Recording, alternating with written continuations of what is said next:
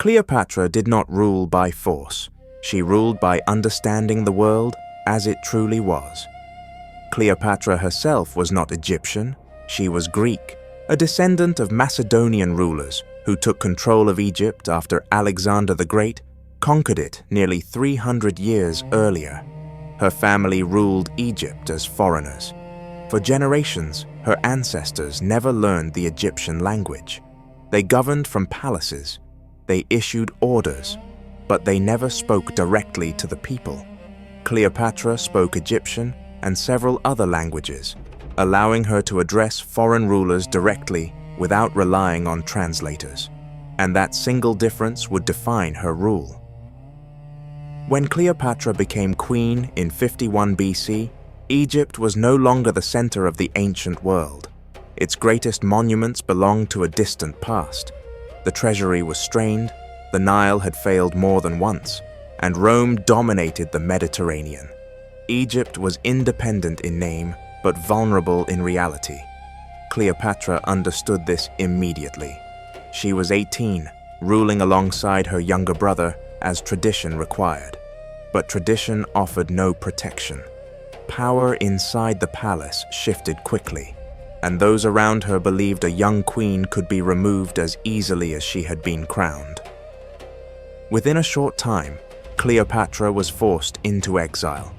She left Alexandria without an army, without authority, without certainty. What she still possessed was clarity. At that moment, Rome itself was divided. A civil war had drawn Julius Caesar into Egypt, and Roman legions waited outside Alexandria's walls. To most rulers, Rome was an unstoppable threat. To Cleopatra, it was a reality to be navigated. She did not send envoys. She did not plead from a distance. She chose to be seen. Smuggled into the palace under cover of night, Cleopatra presented herself directly to Caesar, not as a defeated ruler, but as the one person who understood Egypt well enough to keep it stable. She spoke calmly and precisely. Egypt, she explained, was not just another kingdom. It was Rome's primary grain supplier. Its collapse would ripple across the Mediterranean. Caesar listened, and he acted. With Roman support, Cleopatra returned to the throne. Alexandria endured violence and upheaval, but when it ended, she ruled again, not as a symbol, but as a ruler restored by necessity. From that moment on, Cleopatra governed with intention. She did not intimidate, she did not dominate. She observed, listened, and spoke only when it mattered. Fluent in multiple languages, she negotiated directly with rulers without intermediaries. She studied politics, economics, astronomy, and medicine.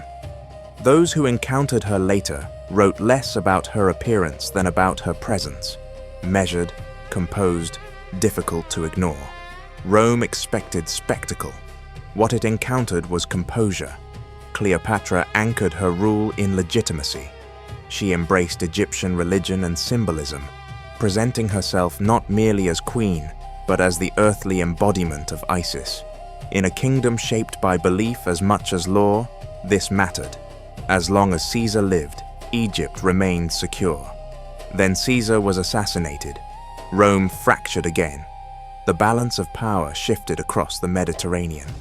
Cleopatra watched carefully. She did not rush. When she moved, it was deliberate. She aligned herself with Mark Antony, the Roman leader who controlled the eastern provinces and commanded the forces closest to Egypt. Their partnership was built on advantage, not illusion. Egypt supplied grain, wealth, and stability. Rome supplied protection. Together, they secured Egypt's borders, extended influence across the eastern Mediterranean, and shaped events far beyond the Nile. For a brief moment, Egypt was not merely surviving Rome. It was influencing it. This unsettled Rome's Western leadership. The narrative shifted. Cleopatra was no longer described as a ruler, but as a distraction, not a strategist, but a temptation. Her influence was reframed as illegitimate.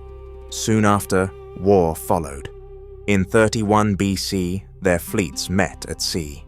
The outcome reshaped the ancient world. Rome emerged unified, and Egypt stood alone. The following year, Roman forces entered Alexandria. Egypt fell for the last time, the last great independent kingdom of the ancient world absorbed into the Roman Empire. Rome intended to parade Cleopatra through its streets as a captive.